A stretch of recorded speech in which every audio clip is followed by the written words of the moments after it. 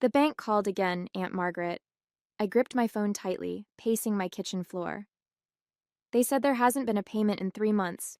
That's not what you told me last week. Oh, sweetie, don't worry so much. You know how banks are, always making mountains out of molehills. My aunt's breezy tone made my stomach clench.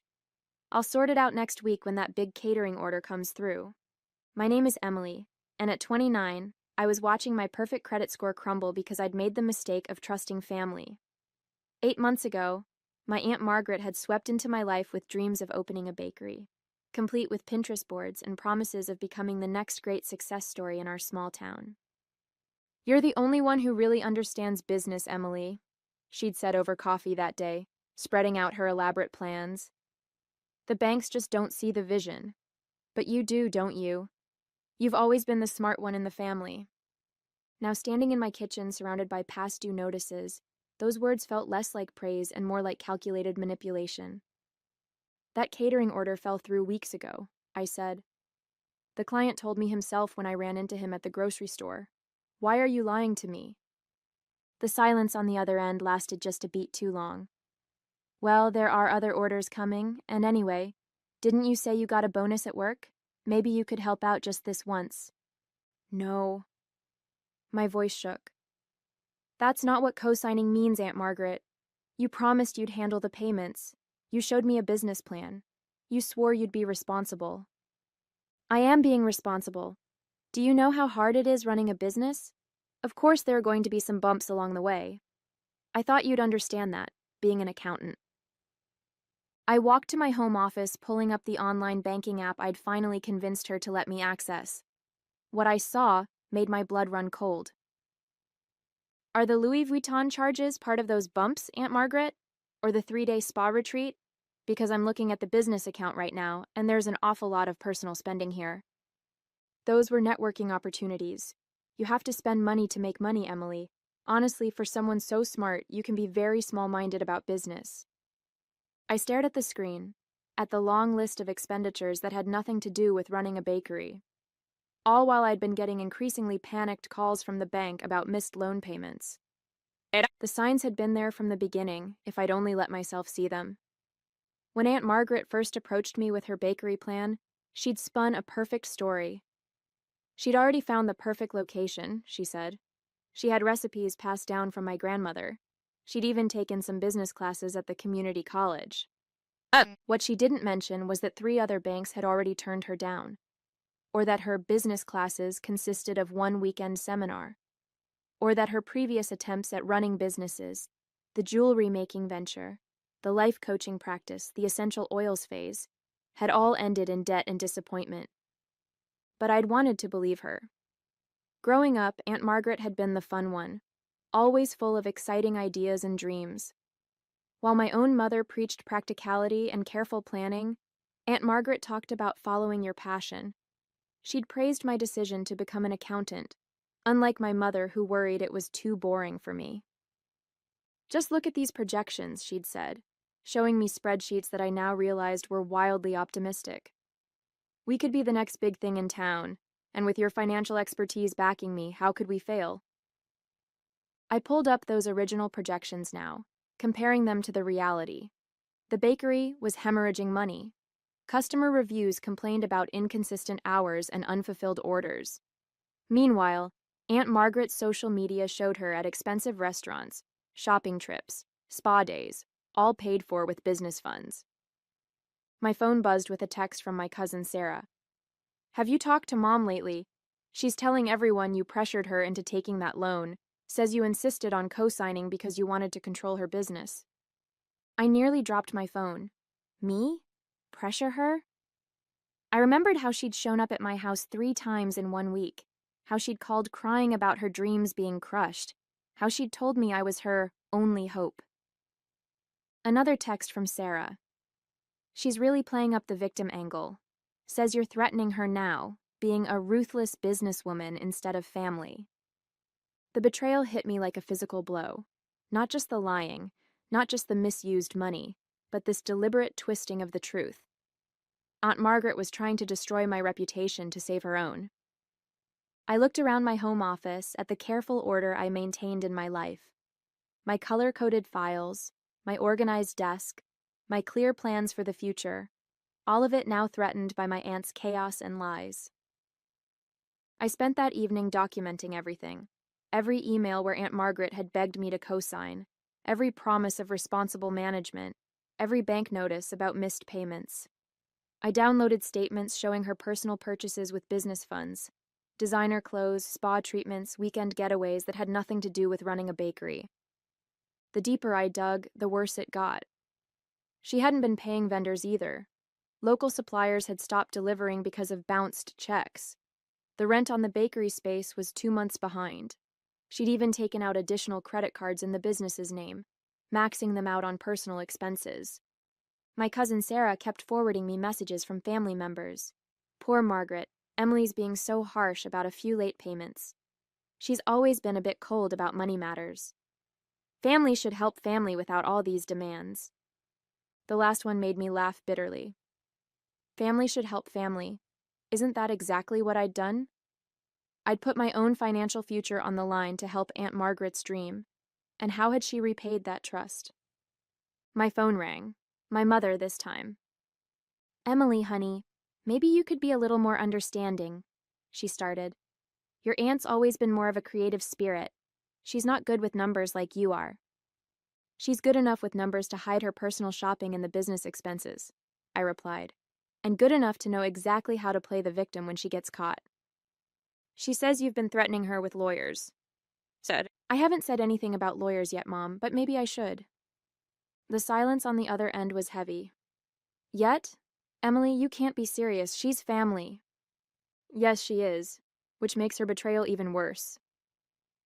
After hanging up, I opened my laptop and started researching business loan liability and fraud. The more I read, the clearer it became. This wasn't just about missed payments anymore. What Aunt Margaret was doing was illegal. Using business loans for personal expenses, lying to creditors, potentially committing credit card fraud. I'd spent my whole career building a reputation for integrity and financial responsibility. I wouldn't let her destroy that. Not with her lies, not with her manipulation, not with her creative spirit excuse. My hands shook as I drafted an email to a lawyer my firm often worked with. This would change everything. My relationship with Aunt Margaret, my standing in the family, the comfortable fiction we'd all maintained about her entrepreneurial spirit. But as I looked at the mounting evidence of her deception, I knew I had no choice. Sometimes protecting yourself means being the bad guy in someone else's story. Part 2, Segment 1, 500 words. The meeting with the lawyer confirmed my worst fears. Not only was I liable for the loan payments, but Aunt Margaret's misuse of business funds could potentially lead to criminal charges. The lawyer laid out my options, none of them pleasant. "First, we send a formal demand letter," she explained. "We detail the misuse of funds and give her 30 days to begin repayment. If she doesn't comply, we can file for a civil suit and report the credit card fraud to the authorities." "Will that protect me from the loan liability?" "It can help. If we can prove she deliberately misled you and misused the funds, we might be able to get your name removed from the loan. But it won't be easy. Or quiet." As if on cue, my phone buzzed with another family message. Aunt Margaret had posted a long social media update about betrayal and family members who care more about money than relationships. She didn't name me directly, but everyone knew who she meant. I forwarded the post to my lawyer. Add defamation to the list. That afternoon, I visited the bakery unannounced. The "Gone to Lunch" sign had been up for 3 days, according to neighboring businesses. Inside, through the windows, I could see unswept floors and empty display cases. A pile of mail sat untouched by the door. "She hasn't been in much lately," the owner of the neighboring coffee shop told me. "But we see her car at the country club all the time. Guess that's where she does her business meetings." And I thought about all the times Aunt Margaret had talked about her networking events and client meetings. How many of those had really been social outings, paid for with business funds, with my co-signed loan? My phone rang, Aunt Margaret's number. I let it go to voicemail, then played the message. Emily, darling, I hear you've been talking to lawyers. That's not very family-oriented of you. I'm sure we can work this out between us. Why don't you come over for dinner? I'm making your favorite chocolate cake. Remember how you used to love helping me bake when you were little? Her voice was sweet, cajoling, the same tone she'd used to convince me to co-sign the loan. But now I could hear the manipulation behind the warmth, the calculation behind the nostalgia. I texted back a single message. All communication needs to go through my lawyer from now on. Then I blocked her number. The demand letter hit Aunt Margaret like a bomb. Within hours, the entire family was in chaos. My mother called in tears, begging me to reconsider. My cousins bombarded me with texts, some angry, some concerned. Even my grandmother got involved, though she surprised everyone by taking my side. Margaret's been getting away with this behavior for too long, she said during our weekly lunch. Remember that time she borrowed my wedding ring for a photo shoot and pawned it instead? The family covered that up too. I hadn't known about the ring, or about the maxed-out credit cards in my uncle's name that my grandmother mentioned next, or about the borrowed car she'd sold without permission. Each story revealed a pattern I'd been too blind to see. The next day, Aunt Margaret launched her counterattack. She sent a mass email to the entire family, including distant relatives and family friends. In it, she painted herself as the victim of my corporate greed and lack of family loyalty. I only wanted to share my mother's recipes with the world, she wrote.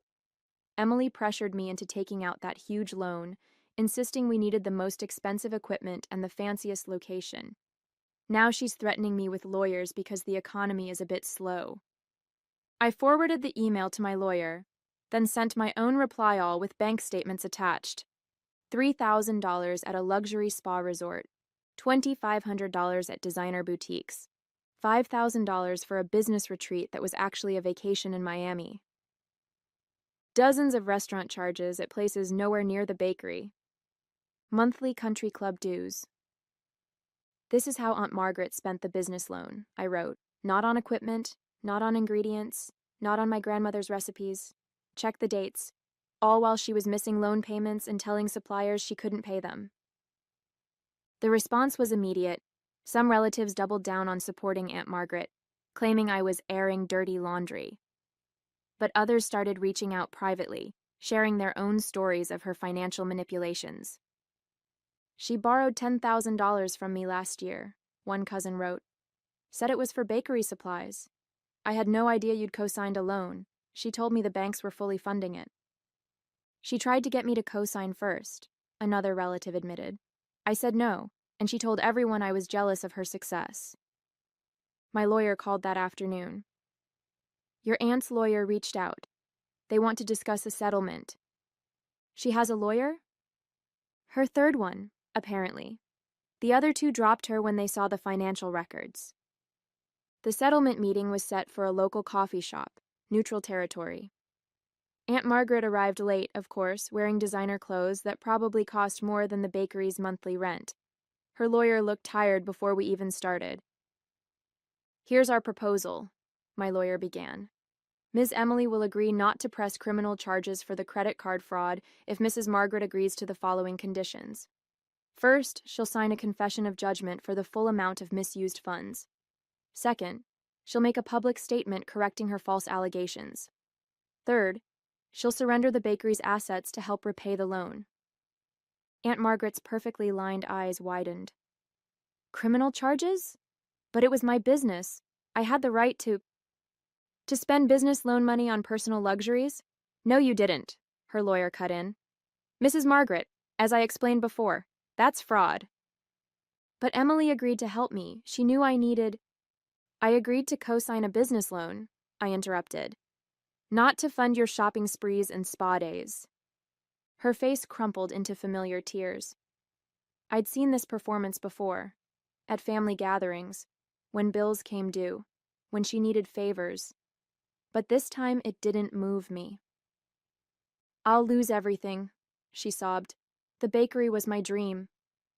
The bakery was your excuse, I corrected. Your dream was spending money you didn't have, and I'm done financing it. Her lawyer pushed a tissue box toward her. Mrs. Margaret, I strongly advise you to accept this offer.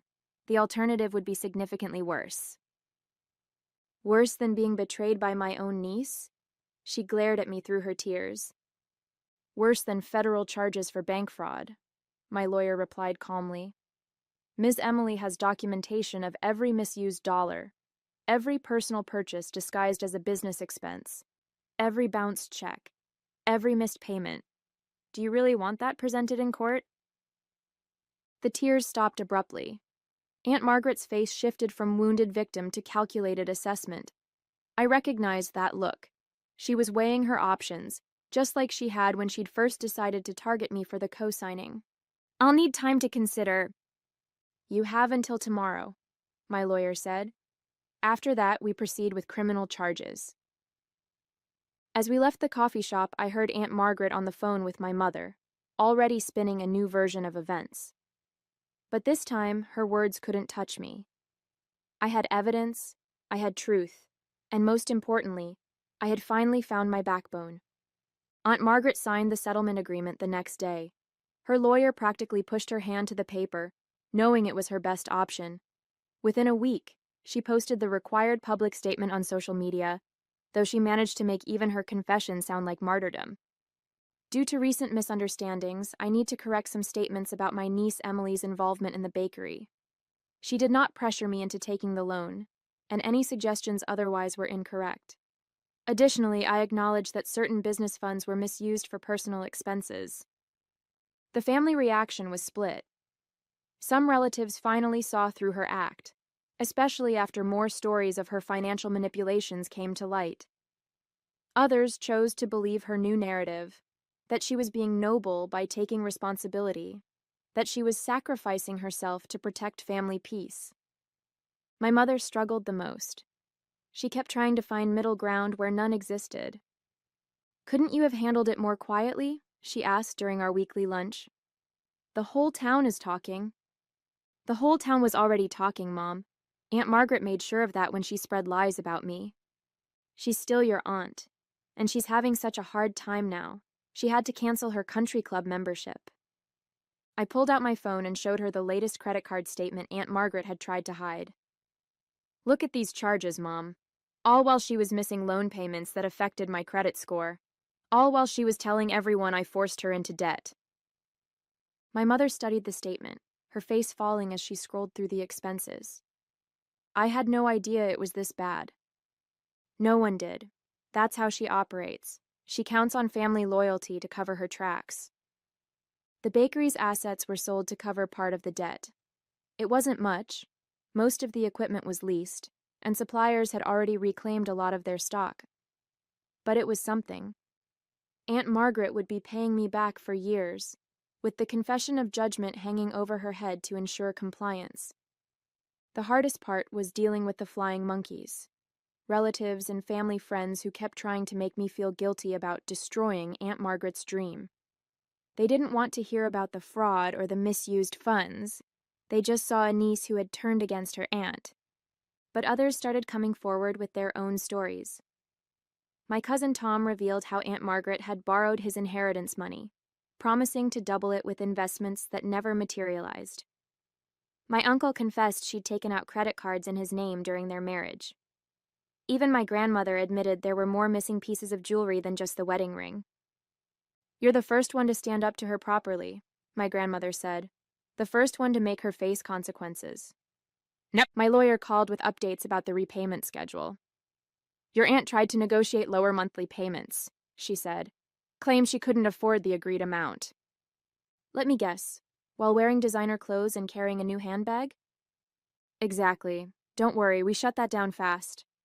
The confession of judgment means we can seize assets if she defaults. 6 months later, the bakery space had been taken over by a young couple who actually knew how to run a business. They kept some of grandmother's recipes on the menu as a courtesy, though they politely declined when Aunt Margaret tried to insert herself as a consultant. The family dynamics had shifted permanently. Holiday gatherings were smaller now, with clear divisions between those who understood my actions and those who still supported Aunt Margaret. My mother finally stopped trying to broker peace when she discovered Aunt Margaret had been borrowing money from her friends, using my mother's name as a reference. She told them I'd guarantee the loans, my mother said, shocked. If you hadn't exposed her pattern, I might have felt obligated to cover those debts too. The repayments were steady, if not graceful. Each month, Aunt Margaret made a show of how difficult it was to send the money, posting cryptic social media messages about sacrifices and family obligations. But her designer outfits and luxury car told a different story. She'd simply found new sources to fund her lifestyle. My cousin Sarah kept me updated on Aunt Margaret's latest schemes. She'd started a life coaching business, targeting wealthy divorcees with promises of financial freedom and entrepreneurial success. The irony was almost too much. Should we warn them? Sarah asked. They can Google her name, I replied. The articles about the bakery fraud are still online. If they choose not to do their research, that's on them. My own life had improved surprisingly. Without the stress of covering for Aunt Margaret's mismanagement, my work performance soared. I made partner at my accounting firm, specializing in fraud prevention. Sometimes I used my own experience as a cautionary tale for clients. Blood ties don't make someone trustworthy, I'd tell them. Sometimes they make us ignore red flags we'd never accept from strangers. The family friend network slowly rebuilt itself along new lines. Those who'd enabled Aunt Margaret's behavior for years found themselves excluded from social circles that had grown tired of being hit up for loans and investment opportunities. Meanwhile, I developed closer relationships with relatives who appreciated honesty and responsibility. My grandmother hosted a small dinner party to celebrate my promotion. Looking around the table at the family members who'd stood by me, I realized something important. Family loyalty shouldn't require self-sacrifice.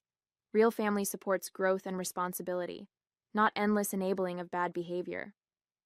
I wish I'd had your courage years ago, my grandmother said, squeezing my hand. Think of all the heartache we could have avoided if someone had stood up to Margaret sooner. A year after the settlement, I received an unexpected package. Inside was a worn leather-bound notebook, my grandmother's original recipe book that had gone missing from the bakery. An anonymous note said it had been rescued before Aunt Margaret could sell it. The recipes brought back memories of childhood baking sessions, before I understood about manipulation and financial fraud. Back when Aunt Margaret was just my fun, creative aunt, who let me lick the spoons and didn't worry about measuring cups.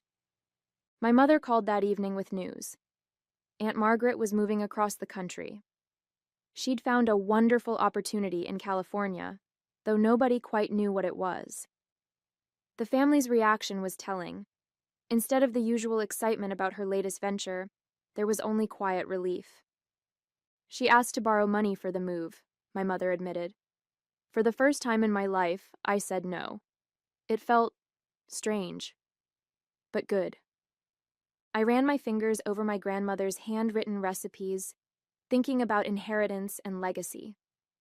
Aunt Margaret had always claimed she wanted to honor our family's baking tradition, but real honor isn't about grand gestures and borrowed money. It's about respect, responsibility, and truth. The notebook now sits on my kitchen shelf. Sometimes I bake from it, measuring carefully, following the instructions exactly. There's something satisfying about doing things the right way, even if it's not as flashy as Aunt Margaret's dreams.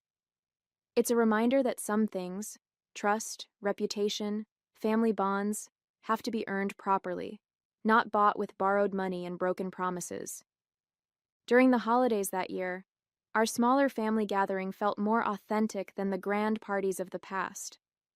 My mother baked cookies using grandmother's recipe book, measuring each ingredient precisely, a small but significant change from Aunt Margaret's creative approach to following instructions. Word from California trickled back through the family grapevine. Aunt Margaret had already launched and abandoned 2 new business ventures, but her posts still showed shopping sprees and luxury hotels. Some relatives still sent her money, despite everything they'd learned. Old habits die hard, I suppose, but the important things had changed. My mother now called me for financial advice instead of guilt trips. My grandmother had finally stopped trying to fix family conflicts and started enforcing boundaries. Even my cousins had begun questioning the family pattern of enabling bad behavior under the guise of loyalty. One evening, going through old photos, I found a picture from the bakery's opening day. Aunt Margaret beaming at the camera, me standing beside her, both of us full of hope for what the business could become. The photo should have made me sad, but instead I felt strangely grateful. That failed bakery had taught me priceless lessons about trust, boundaries, and the true meaning of family loyalty. Sometimes the most loving thing you can do for family is hold them accountable. Sometimes the strongest relationships are forged not by blind support, but by honest confrontation. I put the photo away, but not before noticing something I'd missed before. Even then, on day one, Aunt Margaret had been wearing a designer watch she couldn't afford. Some people never change, but that doesn't mean we have to enable them.